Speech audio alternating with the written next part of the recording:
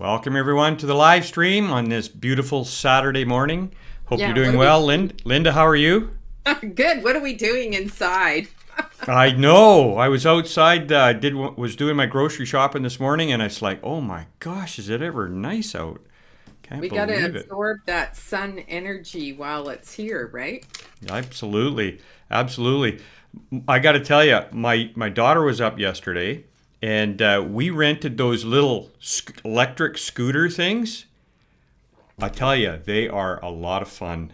We bombed around for an hour on one of those things and got some sunshine and we didn't get much exercise except for trying to hang on to this thing, but lots of fun. Cool. Well, fun is good. Fun is part of putting out those endorphins that will make us healthy. And we de-stress too Important. when we do stuff like that, right? And that's what I was, going for was the de-stressing, get away from stuff and go for a burn at lunchtime. Yeah, we're Yeah, going to hear about how that's probably the most single important thing for your immunity today because we've got a fun topic. We're going to talk about mitochondria because last week I mentioned we were going to dive into more about being healthy overall as opposed to focusing on all these tidbits of, what can I take? What can I do?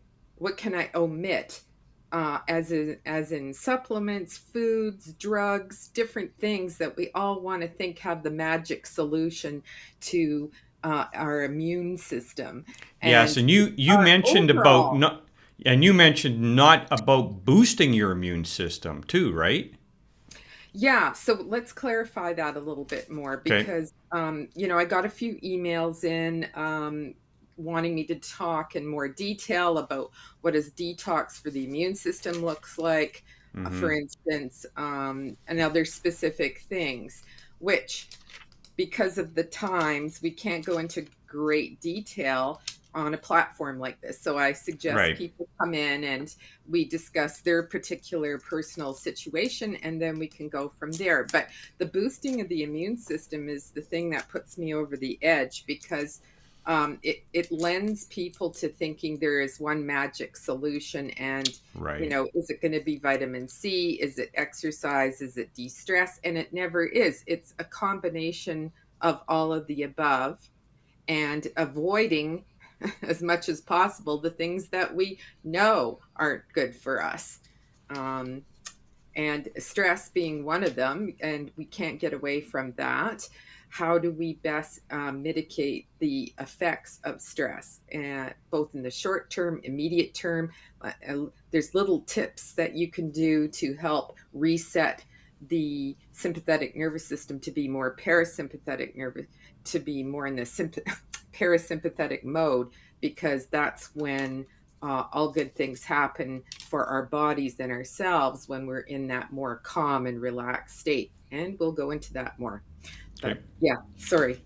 I had to do the coffee this morning because yesterday was just a busy, busy day. And I'm suffering and I'm giving myself a treat, which makes me feel good. So, There you go. And we need those treats, don't we? Need those little once in a while, those little things that kind of just make us feel good. completely. Yep. So, we're going to start today about what are mitochondria? What Mm-hmm. are these little things? And why is it becoming sort of the new um, buzzword discussion? People get frightened because it's a new term, just as Right. we all had to get used to the microbiome, for instance, which is Right. just basically our gut health, right?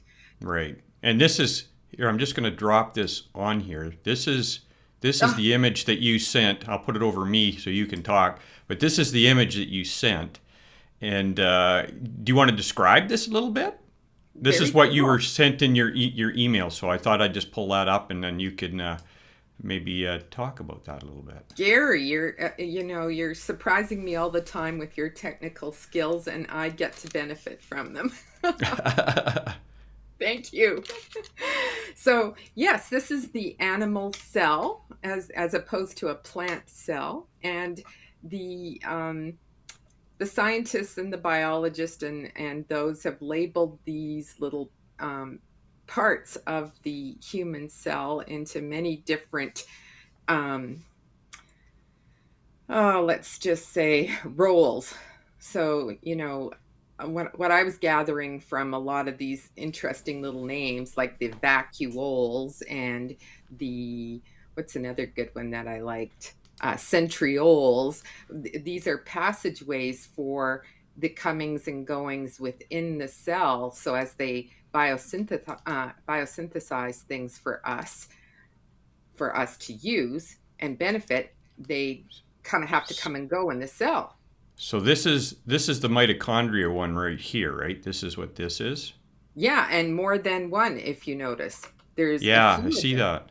So different types of cells and different areas of the body are going to have greater concentrations of mitochondria because of their role. And we're going to Mm-hmm. go into that in a minute. But um, this is sort of what the basic human cell looks like. And I recommend anybody to go and Google that 5-10 minutes, take a look around so you understand what cells in all parts of the bodies doing. So It's this is what makes many, up the many things. cell, Linda? Is that what this is? This everything inside of this Like, make up the cell? Oh, okay. All right, cool. that's right. So we have to keep the cell membrane very healthy because this is how things get in and out of the cell. And we actually require what the mitochondria do to help transport things through the cell membrane and into these vacuoles, centrioles. We have to keep the microvilli on the outside of the cell healthy. There's Right. many, many different parts to this um, aspect of ourselves that need to be kept healthy. Right. Yes. So 13 different parts is what they say is in the cell, and the cytoplasm is kind of the garbage area. There's the intercellular liquid of the cell, and there's the extracellular. So all these little cells are like grapes, if you will, and then Okay. there's fluid around all the grapes. So there's the Right. intracellular matrix, it's called, and the extracellular matrix, and it's all exchanging all the good things that we need to run an efficient immune system, digestive system, nervous system. So you see what I'm getting at? Like, Mm-hmm. it's looking at more the micro world of those bigger systems that we need to support and clean out. So that's what we're going to talk about today. So how do we know if our cells are healthy and the mitochondria are doing they're good in good working order? How would we know that whether Well, do you have symptoms? so if you got health symptoms that could be, that's telling you that they're not functioning at peak performance? Is that kind of Yes, and then okay? looking at it on a more um, upstream scale, even though it's micro, it's upstream. So, are we eating the right foods? Well, that's kind of downstream. So, what are these better foods doing for us on a micro level that takes it upstream? Like, what are we doing? Have we got the right balance of fats, carbohydrates, and proteins, essential fatty acids, antioxidants, etc., that really help us do repair, which is called um, catabolism. I'm sorry, anabolism. And catabolism is something where we're taking things apart. Okay, so that is overall part of metabolism. So, all of these things that we're doing, whether it's exercise, breathing, eating, eliminating, are part of the process of building us up or breaking us down. And the Right. big term again is called metabolism. Right. Right. In that Okay. process, we have lots of different things going on, and we are generating free radicals that damage cells in the process of having them um, move out of our bodies, if they stay in our bodies too long, then it starts to cause inflammation, which people will say is the source of all ill diseases, cancer, you name it. But we can do another program on inflammation, maybe, because inflammation is also part of the repair process. Right. As we know, when we get a little cut, we see that we get inflamed around the cut first, and Right. then it still heals. It's not like it goes crazy and then it turns into something horrible. So it's Yeah. part of the healing process. So inflammation is not necessarily a bad thing, and we can get into that in a future one. Yeah, that's interesting. Yeah, I Yeah. think that's probably something we should do in the future is talk about inflammation because I think there's some misconceptions on that. I know I have. Yeah, and that's kind of been my thing lately. I get all passionate about how I hear, let's boost our immune system. Okay, well, what are we really meaning when we talk about boosting? And it's not always about taking things, it's also about eliminating things. Right. Yeah, and you get these immune boosting components or tablets and stuff like that. And are they really necessary? And should we actually have them? Right. Yeah, because we all think that we're boosting something to improve its quality when really it is it um, is it maybe something that's interfering with uh, activity within our cells that require proper proteins, nutrition to allow repair and support. Because when we're exposed to a bacteria or a virus or something that we have to kick in or boost our immune system, what happens is we have to produce through genetic replication, keyword there, um, the the template of creating the correct immune cells to engulf and consume and destroy the bacteria or virus that we don't want in huge numbers in our body, because they're there anyways. It's just when, Right. as I mentioned before, they get out of control. They're, those bacteria and virus that we are exposed to are kept in check by the recognition by our body's innate wisdom, you could say, or uh, processes that this is getting out of control and out of balance. So we need to put it back into check. So I guess the body, just from what you said there, the body is consistently making adjustments, micro adjustments to keep our, trying to do its job and keeping us healthy and stuff like. And but then things happen, pollution, whatever, all these different factors, and then they get a bounce. So the thing is going a little wonky, trying to keep everything in check, right? Yes, Am yes. I am I am I framing that properly? Is that Sounds good. Yeah, it sounds like, yeah, and keeping it in check, we have to produce energy to um, make all these things happen in our body. So it takes energy to make immune cells, for instance. And right? on a microscopic level, we are producing energy from the consumption of calories or food plus oxygen. Ah, two important things.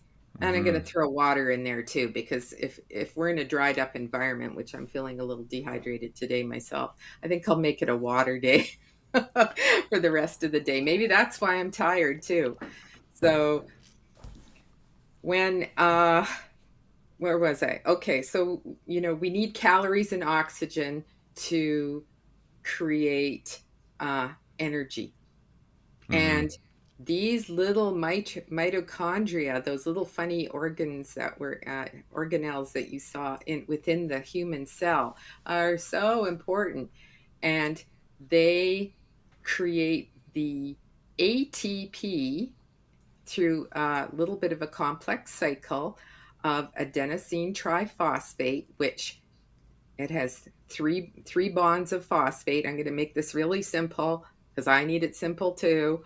But it has three little bonds of phosphate. When there's a process that breaks off the third phosphate to make it now adenosine diphosphate. That extra little phosphate is the kaboom that makes the energy that we use and consume to make everything else run in our bodies. Hmm. That's That's interesting. super important. And in fact, 55% of that energy that is produced by those little mitochondria in our cells are just for digesting and doing something with these calories that we've consumed and making our digestive system run. So Jeez. that's it. 55% of that little mitochondria's job is just to take the food, recognize it, break it down, get it into the cells, and then have it go into the cells, specifically of the digestive tract, so that it can absorb the food, transport the food, and then have the peristaltic action of it to move through the digestive tract. Just that. And you haven't Wow. even started thinking yet. No, well, I'm a little whew, over my head right now anyway. So this is, but it's interesting. I didn't realize, like, I like how you put that, the kaboom of that one phosphate gives you the energy, and I'm going, so it sounds like I used to be years and years when I was younger a mechanic, and so I understand the ignition of the fuel to create the energy in order to move the vehicle. And so this is interesting that our bodies have this little kaboom that give us that energy. Uh, Yeah. that's really interesting. So you talked about being a mechanic. So you could say that, say you're fueling the energy of a car and you're running out of gas. And let's just say you could break off pieces of the car to add to the engine Right. to make it continue going. But as we know, that is probably not going to work very well. And in the Or very end, long. Yeah. or for very long, and it's going to just come to a grinding stop. And we essentially then die if we don't Right. have that kind of energy. But when we see that we have to produce this huge amount of energy just to do some very basic functions, never mind the biosynthesis part of what that energy is used for. So we had talked about the anabolism, the cannibalism, so the building up, the breaking down of the body to do metabolism. Then we know that we have to, let's just catch my notes here because it's so important. Um, we want to be able to also recycle some of this energy, but Mm-hmm. we also want it to feed into specific systems. So when we get sick, we can often feel very tired. So where did this energy go? Why do we get tired? And it's because the body has to go different gears now. Instead of just going into digestion, it needs to swing over spare energy into making white blood cells Okay. to fight the infections, the virus, do a repair if we were in an accident. All the systems swing over Mm. to producing these specialized types of cells. So mitochondria have many different functions, but they are best known for their ability to produce this energy. I mean, they're part of the citric acid cycle. Um, they're helpful in the concentration of calcium. What was my other note over here? They're also important producing certain steroids and hormones and digestive enzymes. So these are really specialized little cells. Yeah, really. Yeah, I'm quite amazed. And so, what kind of things can we do to Mm. help the mitochondria do what they do? Do what they Or do. Well, I think There, we'll get to that. Okay.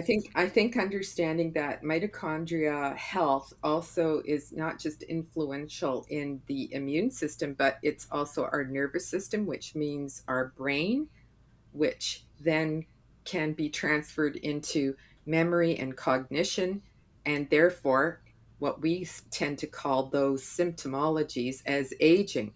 So, mitochondria health has a huge impact on our speed of aging.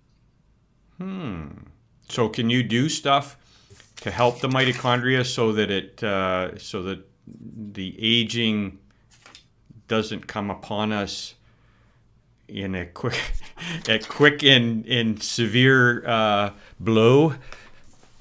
Yeah, there are things that we're going to be able to do, and it's first of all understanding how important these mitochondria are and the overall impact of what we do with our health and the nutrients that we get to support their processes. So, another thing I want to add before I get there, I'm going to keep kind of pulling you in a little bit closer and closer. I know you want to get to the finish line, but No, no, that's fine. No, no, that's I, fine.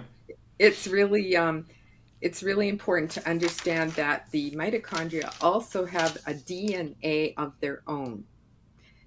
The Separate from the nucleus, normal DNA that we have. Oh, really? so there's the DNA of the nucleus of the cell that makes us the 23 chromosomes that come from our mother and our father make up the So, nucleus, the so guy in the the middle there. okay. So this is where our DNA comes from, right? This little nucleus right here. Is that what you're Yes, saying? the Oh, really? DNA that is related to our mother and our father in the most Oh, okay. simplest term. In And then the you're saying that, the and it has. mitochondria have their own DNA, and here's the Whoa. kicker. The mitochondria DNA, you could say, or the genetic information within it comes from and is in a different form. Like the double helix is getting sidetracked, but the double helix in the nucleus is different than the circular uh, genetic material in the mitochondria, which is super interesting. And guess what? It all comes from the mother. Wow.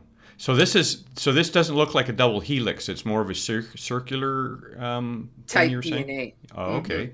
So if you're Interesting. going to run off and start studying DNA, um, and replication and so on and so forth, that's what you're going to find out is that that variation between the nucleus DNA material compared to the mitochondria. So, the ability for you to produce the type of energy that you produce comes from your mother lineage. Interesting. And this is what they use to track back your source of lineage is the mitochondrial DNA. Well, there's a lot of Scottish and Norwegian up in there, and that little mitochondria for me.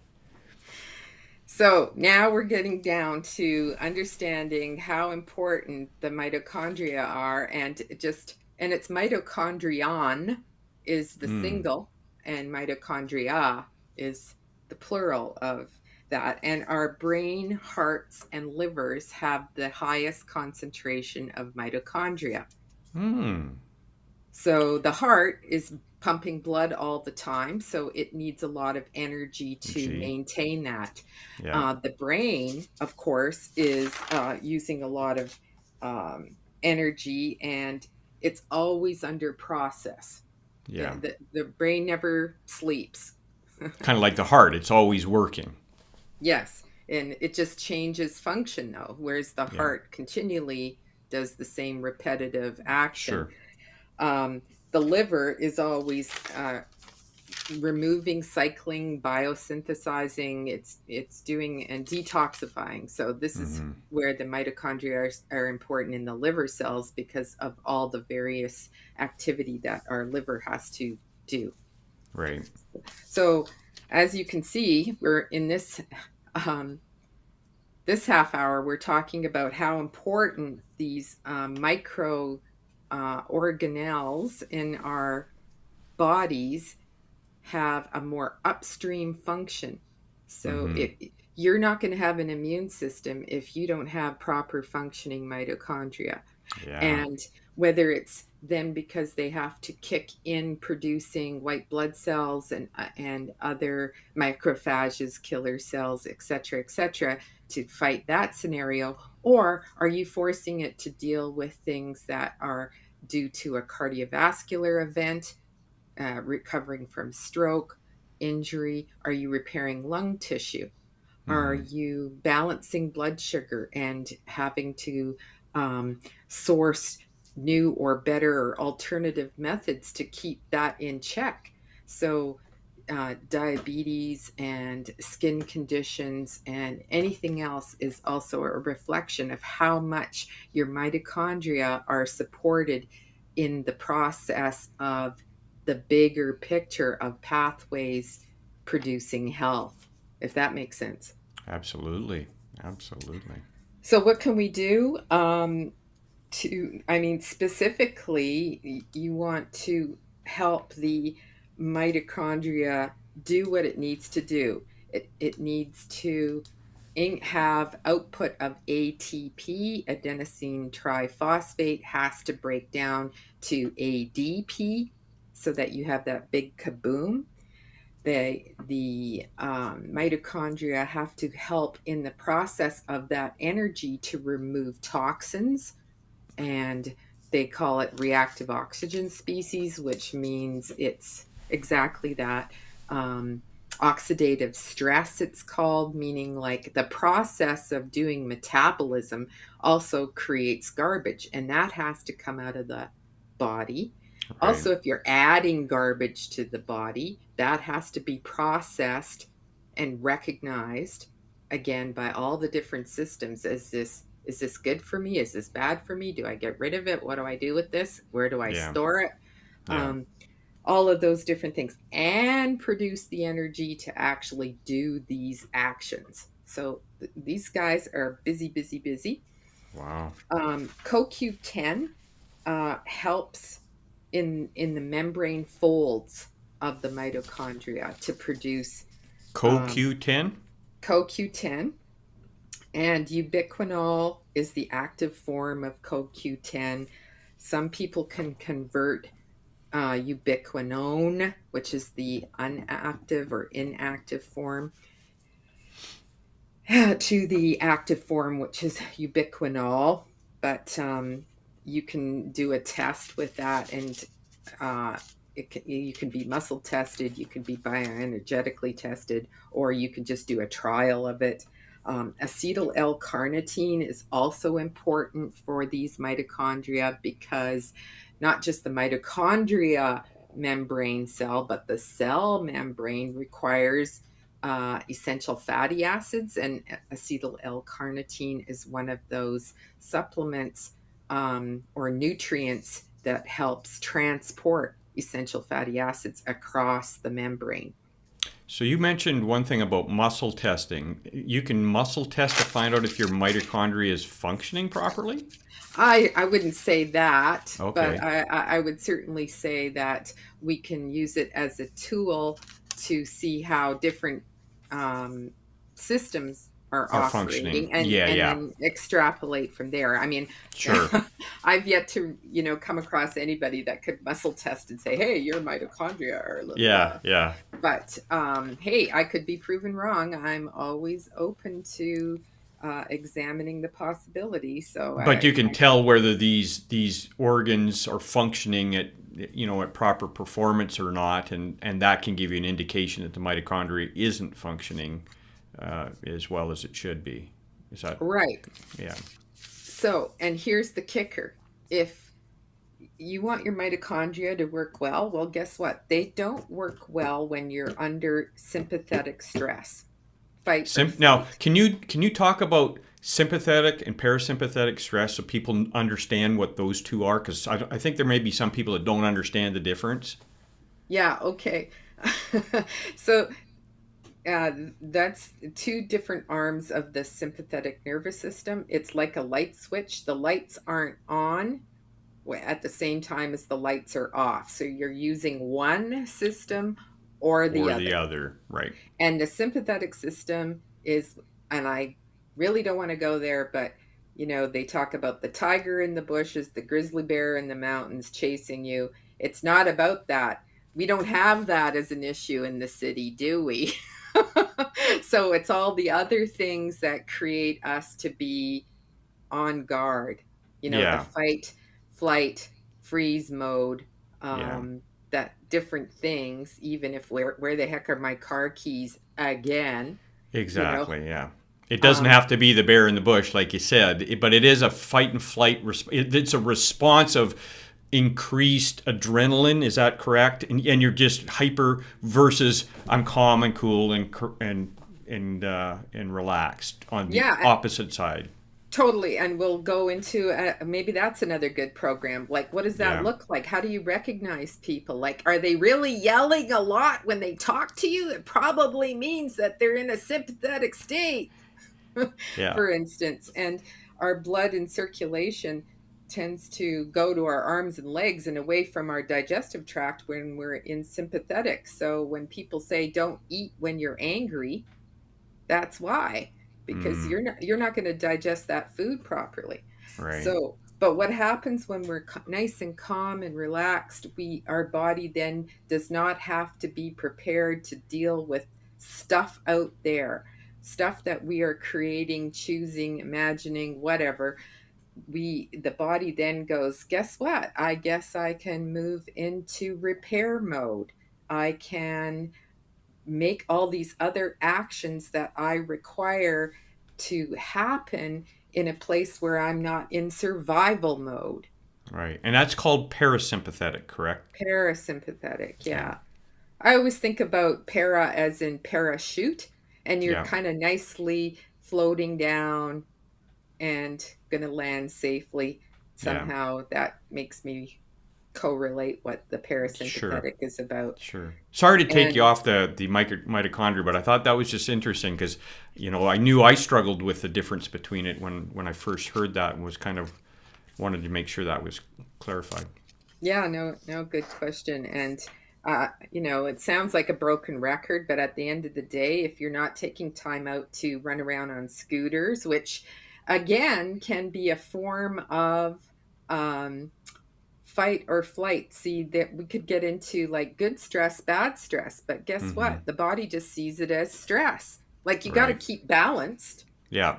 And the body's kind of going, whoa, am I walking 100 feet in the air on a tightrope, or am I, you see? So Yeah. you know what you're doing, but your Yeah. body is reading that as still stressful. Whereas, like sitting in a or laying in a hammock reading a book that you enjoy with you know, a stream going by and the birds tweeting, that to me is relaxation I for the must body. like being in the sympathetic mode here because I Hello. used to race dirt bikes. I liked the I got really into the scooter thing. It's like okay, maybe that's my go-to place for some reason. I don't know. Oh, yeah. No, not you don't know. Now you know. Now I know. So what does I that better go mean? find a hammock or something and a good No, book. but better yet is to start examining why you like that state. Yeah, Oh, heavy, I heavy. I'm one of those I have a need for speed type of people. I don't know what it is, but yeah, give me some extreme sports. I like it. Yeah, yeah, yeah. I got lots of theories on that, and that's for another day. Another day. Yeah. Okay. Cool.